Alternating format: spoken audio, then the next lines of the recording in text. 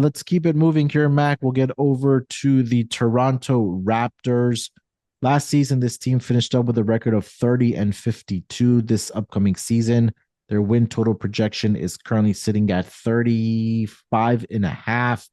Um, I like the starting lineup depth here.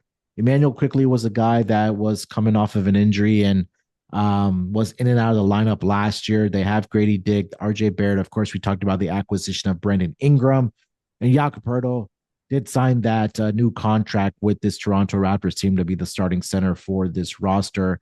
Scotty Barnes, of course, is there as well. Ochai Abachi. So there's a lot of young talent. Jamal Shedd, again, another player that I'm very, very high on. And again, no bias because he did play for the Cougars, but he's a certified bucket. But what are your thoughts on this Toronto Raptors team in the Eastern Conference, currently sitting with a win total of 30, what did I say, 35 and a half? Yep. And it's an over for me. A couple days ago, someone had listened to an earlier pod I did where I liked over 34 and a half. And they're like, is 35 and a half? I said, yes, it's getting there though. Because when it was 32 and a half, when I first started talking about it, I obviously liked it a lot more. All the criticisms of why the Raptors are maybe the most distraught team, maybe the most rudderless team, maybe the team with the least chance to win a championship in the next 5 to 10 years, they're all valid. And they all tell me why they're not going to win 45 games, like the Hawks or something, their number.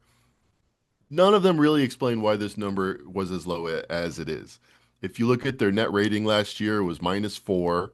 All right, that's right in this ballpark, but they didn't have Brandon Ingram for any games last year. And I have him as their best player, with apologies to Scotty Barnes. Scotty Barnes, their best prospect. Ingram right now, their best player. And in the second half of last year, after they moved I guess they moved Siakam 2 years ago.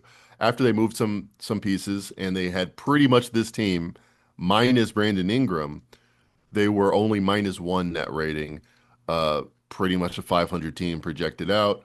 I think you weigh the second half somewhat, you weigh the full game somewhat. All of those numbers tell me this is an East, a slightly below average team in the league. You look at their age curve, Brandon Ingram's flat, Scotty Barnes should be better, RJ Barrett should be better. All the criticism is Brandon Ingram's not worth 40 million.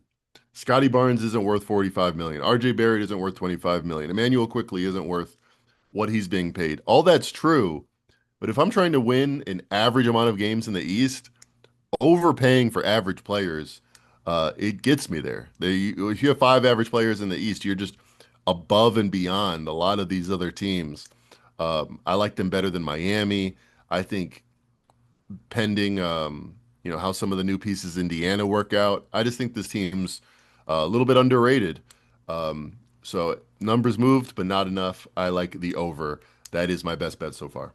Love it. Yeah, I'm with you on this one. I'm very intrigued to pull the plug on them to make the playoffs at plus 210 or even participate in that play in tournament. I want to see if I can find the odds on that for the Toronto Raptors. That's at plus 130 for them to participate in the play in tournament next season.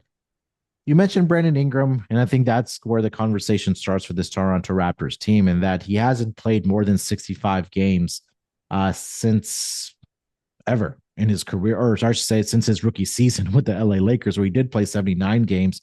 He did play 64 games with the Pelicans back in the 2023-2024 season. But when we know Brandon Ingram is healthy and on the floor, this guy is a bucket. He could go at you and get 20 points at minimum per night.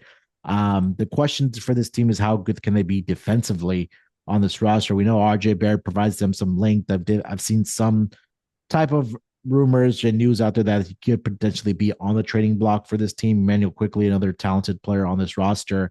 It's just about them, building that continuity and just consistency for this team. But I agree with you. I think this team is one of the more underrated teams headed into the season next year. So I really like those plus odds for them to either make it to the playoffs at plus 210 or participate in that play-in tournament at plus 130 for the upcoming season.